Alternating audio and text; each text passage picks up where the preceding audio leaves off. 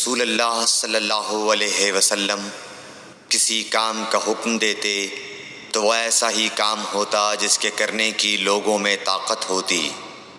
اس پر صحابہ کرام نے عرض کیا کہ یا رسول اللہ، ہم لوگ تو آپ جیسے نہیں ہیں، آپ تو معصوم ہیں اور آپ کی اللہ پاک نے اگلی پچھلی سب لغزشیں معاف فرما دی ہیں، اس لیے ہمیں اپنے سے کچھ زیادہ عبادت کرنے کا حکم فرمائیے۔ یہ سن کر آپ ناراض ہوئے، حتیٰ کہ خفگی آپ کے چہرہ مبارک سے ظاہر ہونے لگی۔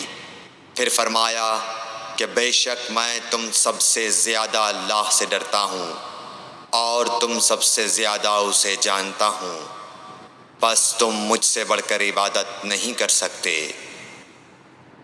صحیح بخاری حدیث نمبر 20۔ حضور اکرم صلی اللہ علیہ وآلہ وسلم نے ارشاد فرمایا، جس شخص میں یہ 3 باتیں ہوں گی وہ ایمان کا مزہ پالے گا۔ ایک یہ کہ وہ شخص جسے اللہ اور اس کا رسول ان کے ماں سوا سے زیادہ عزیز ہوں، اور دوسرے یہ کہ جو کسی بندے سے محض اللہ ہی کے لیے محبت کرے، اور تیسری بات یہ کہ جسے اللہ نے کفر سے نجات دی ہو، پھر دوبارہ کفر اختیار کرنے کو وہ ایسا برا سمجھے جیسا آگ میں گر جانے کو برا جانتا ہے۔ صحیح بخاری حدیث نمبر 21۔ حضرت محمد مصطفیٰ صلی اللہ علیہ وآلہ وسلم نے فرمایا، جب جنتی جنت میں اور دوزخی دوزخ میں داخل ہو جائیں گے، اللہ پاک فرمائے گا جس کے دل میں رائی کے دانے کے برابر بھی ایمان ہو، اس کو بھی دوزخ سے نکال لو۔ تب ایسے لوگ دوزخ سے نکال لیے جائیں گے اور وہ جل کر کوئلے کی طرح سیاہ ہو چکے ہوں گے، پھر زندگی کی نہر میں یا بارش کے پانی میں ڈالے جائیں گے۔ اس وقت وہ دانے کی طرح اگائیں گے جس طرح ندی کے کنارے دانے اگاتے ہیں۔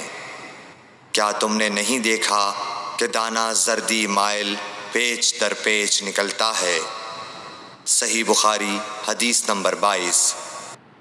حضور اکرم صلی اللہ علیہ وآلہ وسلم نے فرمایا، میں ایک وقت سو رہا تھا، میں نے خواب میں دیکھا کہ لوگ میرے سامنے پیش کیے جا رہے ہیں اور وہ کرتے پہنے ہوئے ہیں، کسی کا کرتا سینے تک ہے اور کسی کا اس سے نیچا ہے۔ پھر میرے سامنے عمر بن خطاب لائے گئے، ان کے بدن پر جو کرتا تھا اسے وہ گھسیٹ رہے تھے، یعنی ان کا کرتا زمین تک نیچا تھا۔ صحابہ رضی اللہ تعالیٰ عنہ نے پوچھا کہ یا رسول اللہ، اس کی کیا تعبیر ہے؟ آپ نے فرمایا کہ اس سے دین مراد ہے۔ صحیح بخاری حدیث نمبر 23۔ ایک مرتبہ رسول کریم صلی اللہ علیہ وسلم ایک انصاری شخص کے پاس سے گزرے، اس حال میں کہ وہ اپنے ایک بھائی سے کہہ رہے تھے کہ تم اتنی شرم کیوں کرتے ہو؟ آپ نے اس انصاری سے فرمایا کہ اس کو اس کے حال پر رہنے دو، کیونکہ حیا بھی ایمان ہی کا ایک حصہ ہے۔ صحیح بخاری حدیث نمبر 24۔ رسول اللہ صلی اللہ علیہ وسلم نے فرمایا، مجھے اللہ کی طرف سے حکم دیا گیا ہے کہ لوگوں سے جنگ کروں اس وقت تک کہ وہ اس بات کا اقرار کر لیں کہ اللہ کے سوا کوئی معبود نہیں ہے، اور یہ کہ محمد صلی اللہ علیہ وسلم اللہ کے سچے رسول ہیں، اور نماز ادا کرنے لگیں اور زکوٰۃ دیں۔ جس وقت وہ یہ کرنے لگیں گے تو مجھ سے اپنے جان و مال کو محفوظ کر لیں گے، سوائے اسلام کے حق کے۔ رہا ان کے دل کا حال تو ان کا حساب اللہ کے ذمے ہے۔ صحیح بخاری حدیث نمبر 25۔ رسول اللہ صلی اللہ علیہ وسلم سے دریافت کیا گیا کہ کون سا عمل سب سے افضل ہے؟ فرمایا، اللہ اور اس کے رسول پر ایمان لانا۔ کہا گیا، اس کے بعد کون سا؟ آپ نے فرمایا کہ اللہ کی راہ میں جہاد کرنا۔ کہا گیا، پھر کیا ہے؟ آپ نے فرمایا حج مبرور۔ صحیح بخاری حدیث نمبر 26۔ رسول اللہ صلی اللہ علیہ وسلم نے چند لوگوں کو کچھ عطیہ دیا اور سعد وہاں موجود تھے۔ وہ کہتے ہیں کہ رسول اللہ صلی اللہ علیہ وسلم نے ان میں سے ایک شخص کو کچھ نہ دیا، حالانکہ وہ ان میں مجھے سب سے زیادہ پسند تھا۔ میں نے کہا حضور آپ نے فلاں کو کچھ نہ دیا، میں اسے مومن گمان کرتا ہوں۔ آپ نے فرمایا مومن یا مسلمان؟ میں تھوڑی دیر چپ رہ کر پھر پہلی بات دہرانے لگا۔ حضور صلی اللہ علیہ وسلم نے بھی دوبارہ وہی جواب دیا۔ پھر آپ نے فرمایا کہ اے سعد، باوجود یہ کہ ایک شخص مجھے زیادہ عزیز ہے، پھر بھی میں اسے نظر انداز کر کے کسی اور دوسرے کو اس خوف کی وجہ سے یہ مال دیتا ہوں کہ وہ اپنی کمزوری کی وجہ سے اسلام سے پھر جائے اور اللہ اسے آگ میں اوندھا ڈال دے۔ صحیح بخاری حدیث نمبر 27۔ ایک آدمی نے رسول اللہ صلی اللہ علیہ وسلم سے پوچھا کون سا اسلام بہتر ہے؟ آپ صلی اللہ علیہ وسلم نے فرمایا کہ تو کھانا کھلائے اور ہر شخص کو سلام کرے، خواہ اس کو تو جانتا ہو یا نہ جانتا ہو۔ صحیح بخاری حدیث نمبر 28۔ حضرت صلی اللہ علیہ وسلم نے فرمایا مجھے دوزخ دکھلائی گئی تو اس میں زیادہ تر عورتیں تھیں جو کفر کرتی ہیں۔ کہا گیا حضور کیا وہ اللہ کے ساتھ کفر کرتی ہیں؟ آپ صلی اللہ علیہ وسلم نے فرمایا کہ خاوند کی ناشکری کرتی ہیں اور احسان کی ناشکری کرتی ہیں۔ اگر تم عمر بھر ان میں سے کسی کے ساتھ احسان کرتے رہو، پھر تمہاری طرف سے کبھی کوئی ان کے خیال میں ناگواری کی بات ہو جائے تو فوراً کہہ اٹھے گی کہ میں نے کبھی بھی تجھ سے کوئی بھلائی نہیں دیکھی۔ صحیح بخاری حدیث نمبر 29۔ حضرت صلی اللہ علیہ وآلہ وسلم فرماتے تھے جب دو مسلمان اپنی اپنی تلواریں لے کر بھڑ جائیں تو قاتل اور مقتول دونوں دوزخی ہیں۔ عرض کیا گیا یا رسول اللہ قاتل تو خیر ضرور دوزخی ہونا چاہیے، مقتول کیوں؟ فرمایا وہ بھی اپنے ساتھی کو مار ڈالنے کی حرص رکھتا تھا، موقع پاتا تو وہ اسے ضرور قتل کر دیتا، دل کے عزم صمیم پر وہ دوزخی ہوا۔ صحیح بخاری حدیث نمبر 30۔ ابو ذر ایک جوڑا پہنے ہوئے تھے اور ان کا غلام بھی جوڑا پہنے ہوئے تھا۔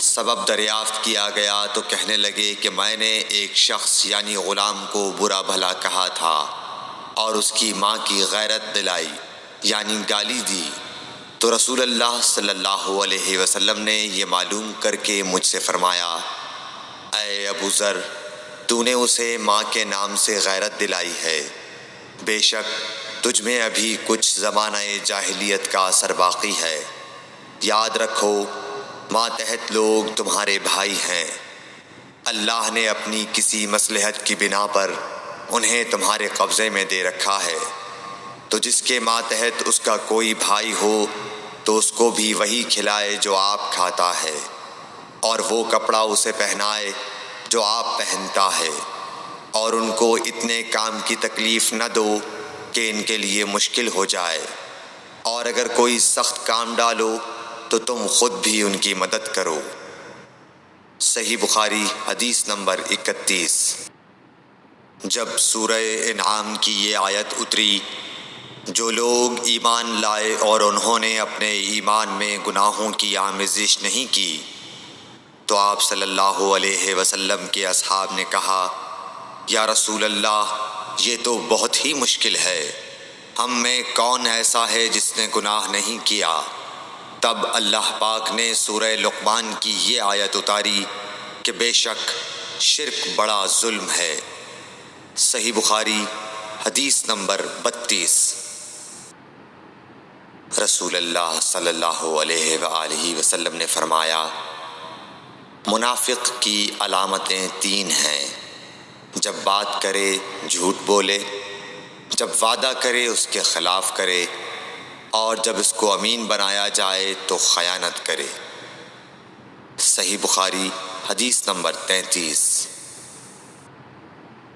رسول اللہ صلی اللہ علیہ وسلم نے فرمایا کہ 4 عادتیں جس کسی میں ہوں تو وہ خالص منافق ہے، اور جس کسی میں ان 4 میں سے ایک عادت ہو تو وہ بھی نفاق ہی ہے جب تک اسے نہ چھوڑ دے۔ وہ یہ ہیں: جب اسے امین بنایا جائے تو امانت میں خیانت کرے اور بات کرتے وقت جھوٹ بولے، اور جب کسی سے عہد کرے تو اسے پورا نہ کرے، اور جب کسی سے لڑے تو گالیوں پر اتر آئے۔ صحیح بخاری حدیث نمبر 34۔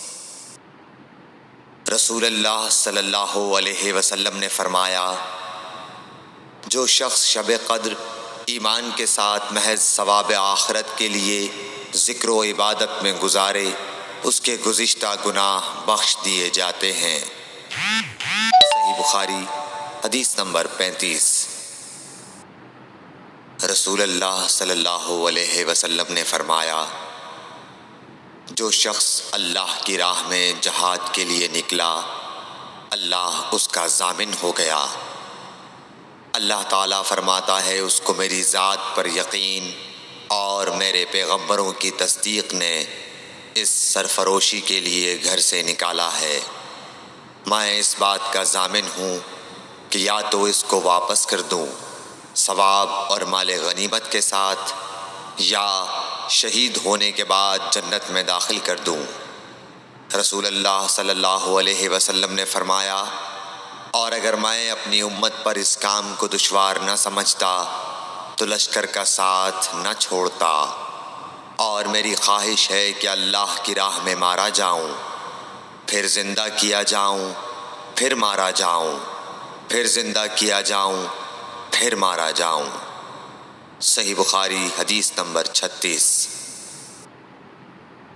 حضرت صلی اللہ علیہ وسلم نے فرمایا، جو کوئی رمضان میں راتوں کو ایمان رکھ کر اور ثواب کے لیے عبادت کرے، اس کے اگلے گناہ بخش دیے جاتے ہیں۔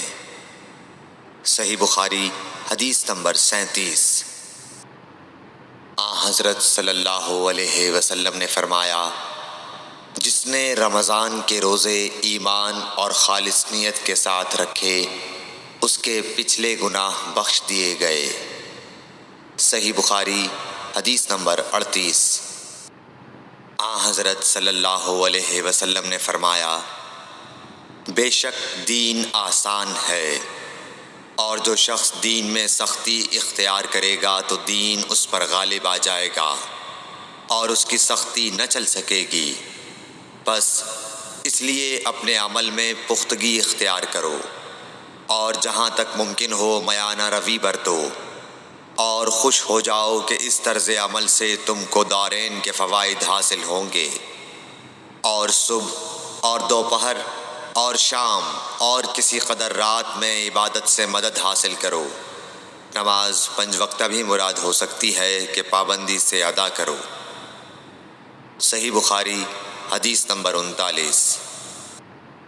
رسول اللہ صلی اللہ علیہ وسلم جب مدینہ تشریف لائے تو پہلے اپنی نانہال اترے جو انصار تھے، اور وہاں آپ نے 16 یا 17 ماہ بیت المقدس کی طرف منہ کر کے نماز پڑھی، اور آپ کی خواہش تھی کہ آپ کا قبلہ بیت اللہ کی طرف ہو۔ جب بیت اللہ کی طرف نماز پڑھنے کا حکم ہو گیا تو سب سے پہلی نماز جو آپ نے بیت اللہ کی طرف پڑھی عصر کی نماز تھی۔ وہاں آپ صلی اللہ علیہ وسلم کے ساتھ لوگوں نے بھی نماز پڑھی۔ پھر آپ کے ساتھ نماز پڑھنے والوں سے ایک آدمی نکلا اور اس کا مسجد بنی حارثہ کی طرف گزر ہوا تو وہ لوگ رکوع میں تھے۔ وہ بولا کہ میں اللہ کی گواہی دیتا ہوں کہ میں نے رسول اللہ صلی اللہ علیہ وسلم کے ساتھ مکے کی طرف منہ کر کے نماز پڑھی ہے۔ یہ سن کر وہ لوگ اسی حال میں بیت اللہ کی طرف گھوم گئے، اور جب رسول اللہ صلی اللہ علیہ وسلم بیت المقدس کی طرف منہ کر کے نماز پڑھا کرتے تھے، یہودی اور عیسائی خوش ہوتے تھے، مگر جب آپ نے بیت اللہ کی طرف منہ پھیر لیا تو انہیں یہ امر ناگوار ہوا۔ زہیر ایک راوی کہتے ہیں کہ ہم سے ابو اسحاق نے برا سے یہ حدیث بھی نقل کی ہے کہ قبلہ کی تبدیلی سے پہلے کچھ مسلمان انتقال کر چکے تھے، تو ہمیں یہ معلوم نہ ہو سکا کہ ان کی نمازوں کے بارے میں کیا کہیں۔ تب اللہ نے یہ آیت نازل کی، وَمَا كَانَ اللَّهُ لِيُضِيعَ إِيمَانَكُمْ، سورہ بقرہ آیت نمبر 143، صحیح بخاری حدیث نمبر 40۔ حضور اکرم صلی اللہ علیہ وآلہ وسلم نے ارشاد فرمایا کہ جب ایک بندہ مسلمان ہو جائے اور اس کا اسلام عمدہ ہو، یقین و خلوص کے ساتھ ہو، تو اللہ اس کے گناہ کو جو اس نے اس اسلام لانے سے پہلے کیا معاف فرما دیتا ہے، اور اب اس کے بعد کے لیے بدلہ شروع ہو جاتا ہے، یعنی ایک نیکی کے عوض 10 گناہ سے لے کر 700 گناہ تک ثواب، اور ایک برائی کا اسی برائی کے مطابق بدلہ دیا جاتا ہے، مگر یہ کہ اللہ تعالیٰ اس برائی سے بھی درگزر کرے اور اسے بھی معاف فرما دے، یہ بھی اس کے لیے آسان ہے۔ صحیح بخاری حدیث نمبر 41۔ رسول اللہ صلی اللہ علیہ وسلم نے فرمایا کہ تم میں سے کوئی شخص جب اپنے اسلام کو عمدہ بنا لے، یعنی نفاق اور ریا سے پاک کر لے، تو ہر نیک کام جو وہ کرتا ہے اس کے عوض 10 سے لے کر 700 گناہ تک نیکیاں لکھی جاتی ہیں، اور ہر برا کام جو کرتا ہے تو وہ اتنا ہی لکھا جاتا ہے جتنا کہ اس نے کیا ہے۔ صحیح بخاری حدیث نمبر 42۔ رسول اللہ صلی اللہ علیہ وسلم ایک دن حضرت عائشہ رضی اللہ تعالی عنہا کے پاس آئے۔ اس وقت ایک عورت حضرت عائشہ رضی اللہ تعالی عنہا کے پاس بیٹھی تھی۔ آپ صلی اللہ علیہ وسلم نے دریافت کیا، یہ کون ہے؟ عرض کیا، فلاں عورت، اور اس کی نماز کے اشتیاق اور پابندی کا ذکر کیا۔ آپ صلی اللہ علیہ وسلم نے فرمایا، ٹھہر جاؤ، سن لو کہ تم پر اتنا ہی عمل واجب ہے جتنے عمل کی تمہارے اندر طاقت ہے۔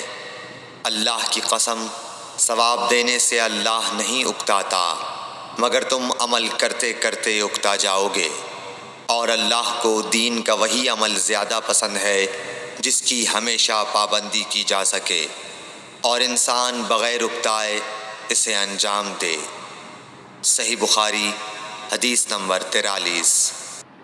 رسول اللہ صلی اللہ علیہ وسلم نے فرمایا، جس شخص نے لا الہ الا اللہ کہہ لیا اور اس کے دل میں جو برابر بھی ایمان ہے، تو وہ ایک نہ ایک دن دوزخ سے ضرور نکلے گا، اور دوزخ سے وہ شخص بھی ضرور نکلے گا جس نے کلمہ پڑھا اور اس کے دل میں گیہوں کے دانے برابر خیر ہے، اور دوزخ سے وہ بھی نکلے گا جس نے کلمہ پڑھا اور اس کے دل میں ایک ذرہ برابر بھی خیر ہے۔ صحیح بخاری حدیث نمبر 44۔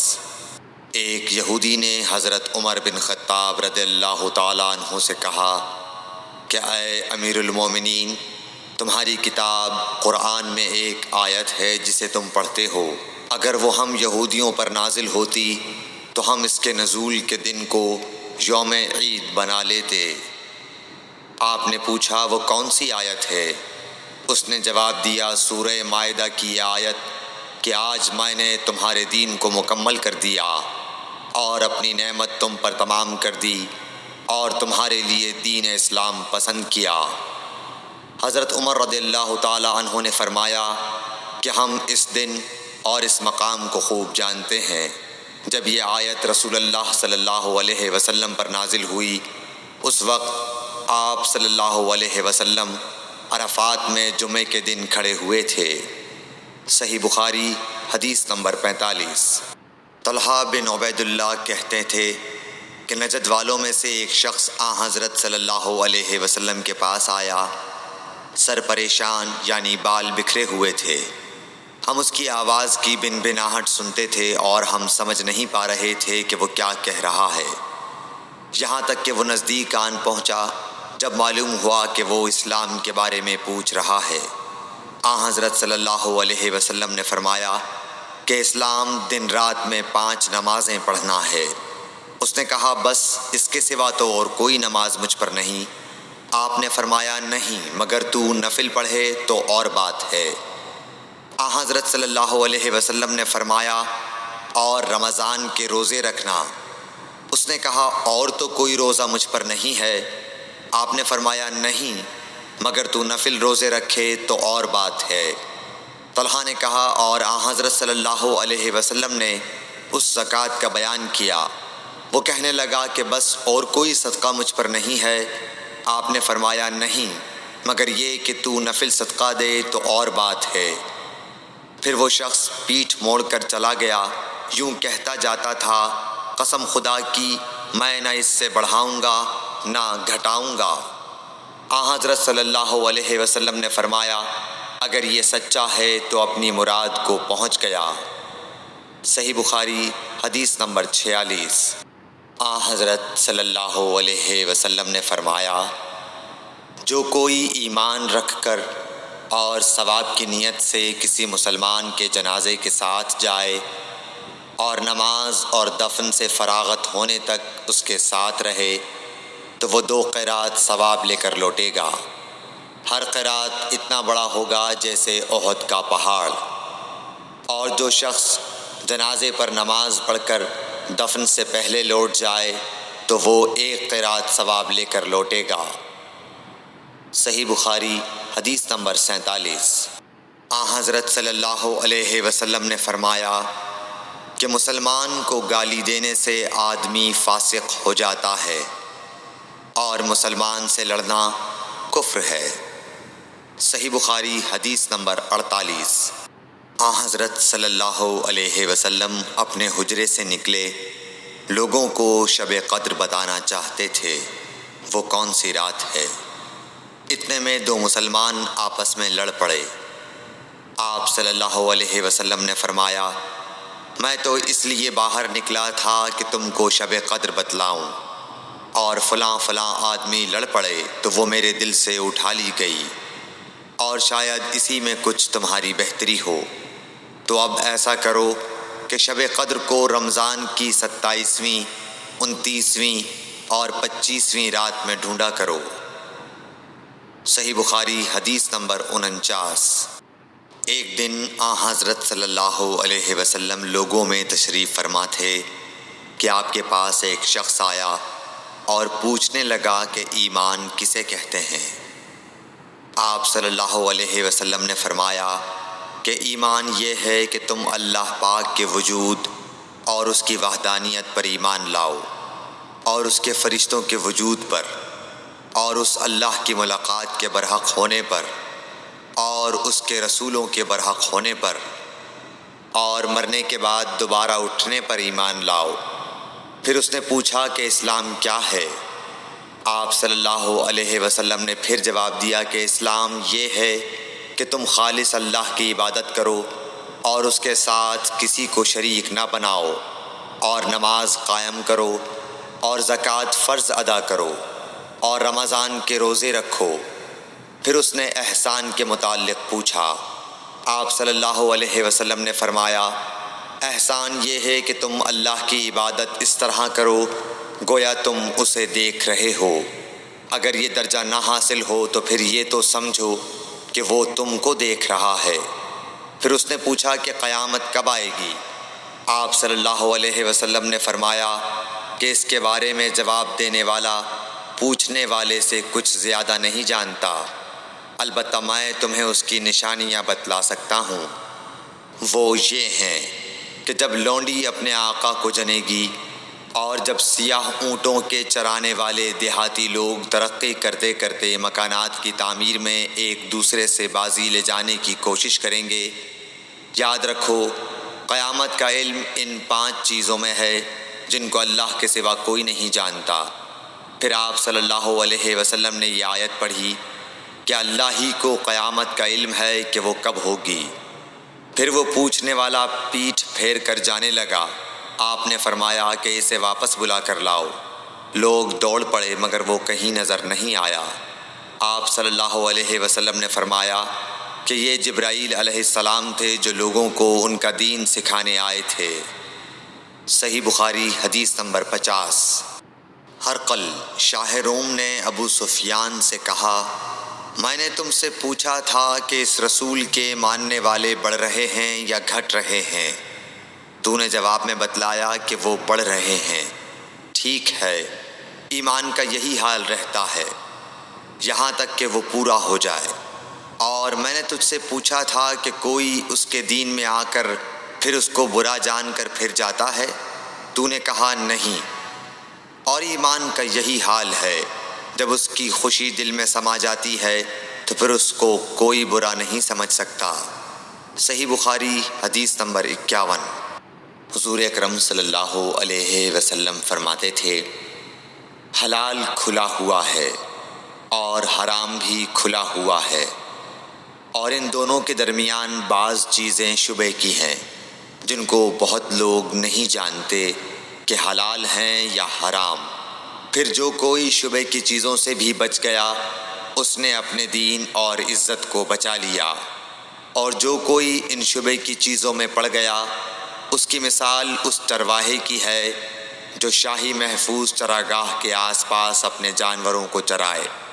وہ قریب ہے کہ کبھی اس چراگاہ کے اندر گھس جائے اور شاہی مجرم قرار پائے۔ سن لو، ہر بادشاہ کی ایک چراگاہ ہوتی ہے۔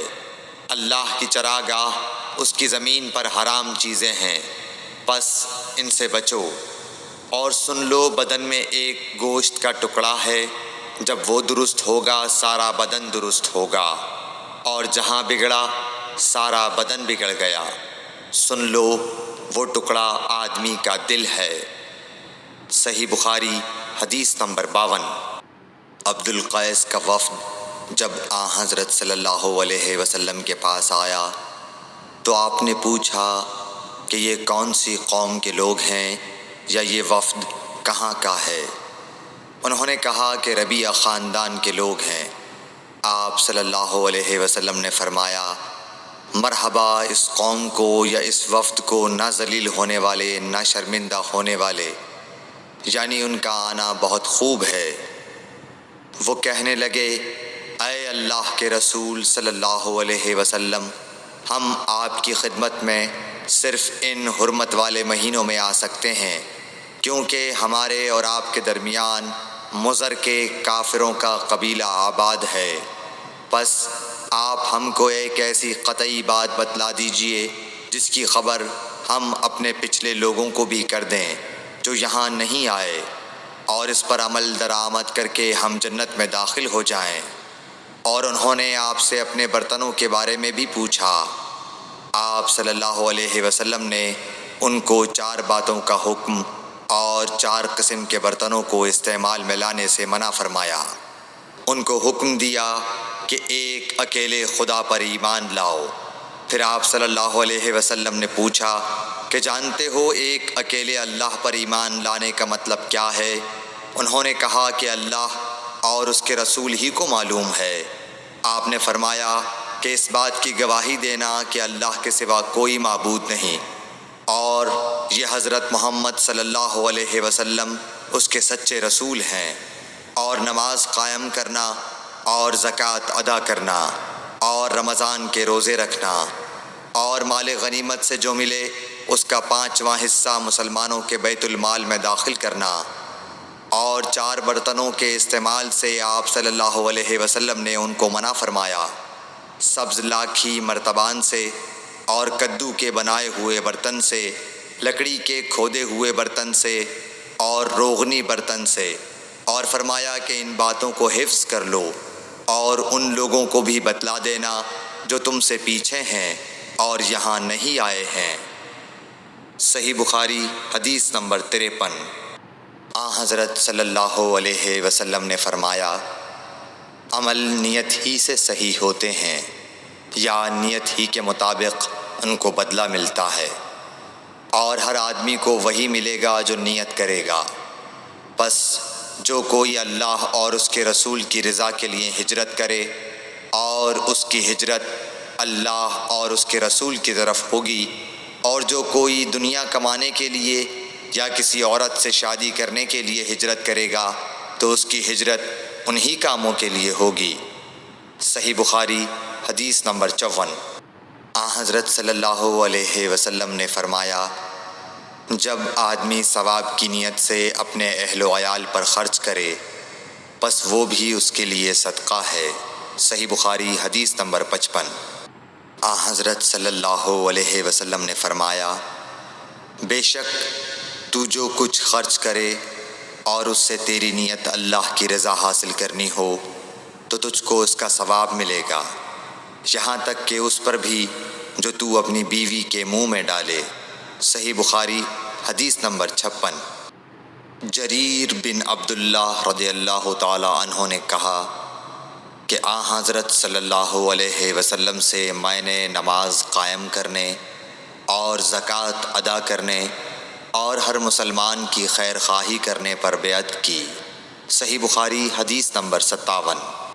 جس دن مغیرہ بن شعبہ حاکم کوفہ کا انتقال ہوا تو جریر بن عبداللہ رضی اللہ تعالی عنہ خطبے کے لیے کھڑے ہوئے اور اللہ کی تعریف اور خوبی بیان کی اور کہا، تم کو اکیلے اللہ کا ڈر رکھنا چاہیے، اس کا کوئی شریک نہیں، اور تحمل اور اطمینان سے رہنا چاہیے اس وقت تک کہ کوئی دوسرا حاکم تمہارے اوپر آئے، اور وہ ابھی آنے والا ہے۔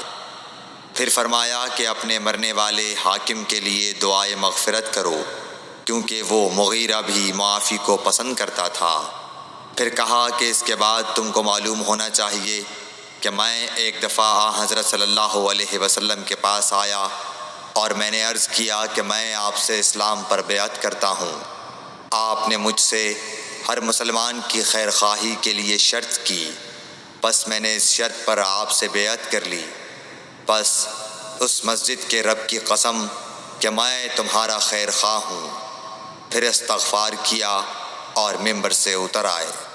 صحیح بخاری حدیث نمبر 58۔